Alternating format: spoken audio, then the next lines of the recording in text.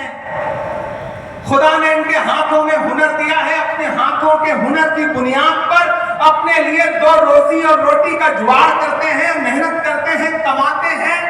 इनको कम से कम सुकून से मस्जिदों में इबादत करने दीजिए, खानकाहों में बैठने दीजिए, दर्सगाहों में पढ़ने दीजिए और सुकून से कब्रों में सोने दीजिए। हमारी कब्रों पे बुलडोजर मत चलाइए। हम आपसे ये मुतालबा करते हैं और हमें डराइए मत। मत समझना डराने से डर जाएंगे, अब के सारी हदों से गुजर जाएंगे। मत समझना डराने से डर जाएंगे, अब के सारी हदों से गुजर जाएंगे। मौत के नाम का खौफ देता है, क्यों? मौत जिस रोज आएगी मर जाएंगे।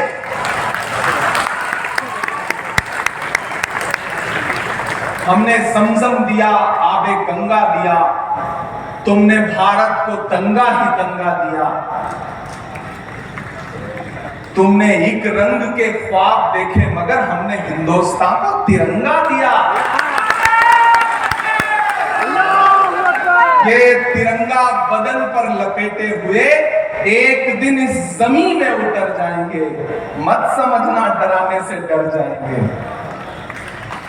हुकूमतों को यह बात समझ लेनी चाहिए और वो समझ भी रहे हैं, ऐसा नहीं कि नहीं समझ रहे।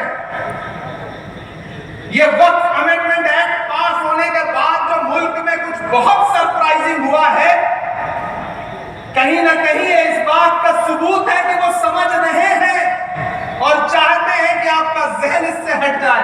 लेकिन मैं मुस्लिम पर्सनल बोर्ड को सलाम करूंगा कि उन्होंने कहा है कि नहीं, हम जहन नहीं हटने देंगे, हम लगातार लोगों को बेदार करते रहेंगे और बेदार कर रहे हैं। मैं मेंबर ऑफ पार्लियामेंट हूं, मुझे आपकी दुआओं ने पार्लियामेंट में पहुंचाया है। मैं आप सबको, अपने बुजुर्गों को भरोसा दिला रहा हूं कि जहां भी जब भी आप सबको जरूरत लगे, या हमारे श्रीनगर से मेंबर ऑफ पार्लियामेंट रूल्ला साहब बैठे हैं, मोहिबुल्लाह नकवी साहब बैठे हैं, जियाउर रहमान बर्क साहब बैठे हैं, हम सब आपको भरोसा दिलाते हैं कि आपको जब भी जरूरत हो आप आवाज लगाइए। खुदा ने हमें जो भी ताकत दी है उस तमाम ताकत के साथ इस लड़ाई में आपके साथ शाना बशाना खड़े हैं। ये नहीं देखेंगे कि क्या नफा होगा क्या नुकसान होगा, जो होगा होगा।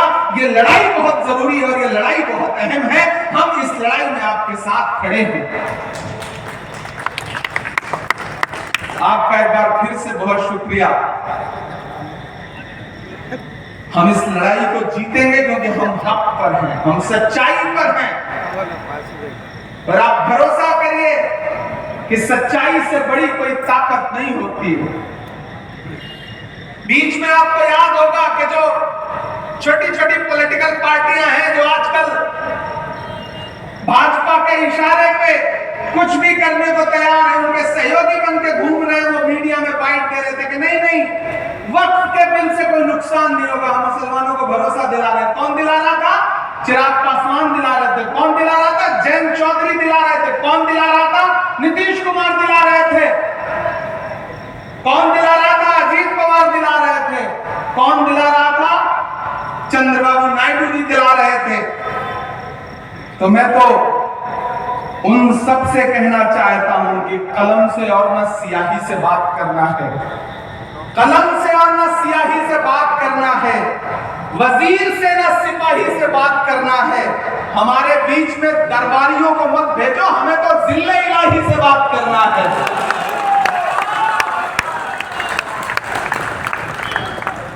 हम हुकूमत से सीधे कह रहे हैं कि आप आईन को कुचलिए मत। डॉक्टर बाबा साहब अंबेडकर का लिखा हुआ ये जो आईन है, ये जो संविधान है, उसका आर्टिकल 14 हो, आर्टिकल 26 हो, आर्टिकल 30 हो, वो इस मुल्क के हर शहरी को, हर नागरिक को ये इजाजत देता है कि वो जैसे चाहे वैसे पूजा कर सकते हैं, इबादत कर सकते हैं, अपने इबादत गाहें बना सकते हैं, अपने गुरुद्वारे बना सकते हैं, मंदिर बना सकते हैं।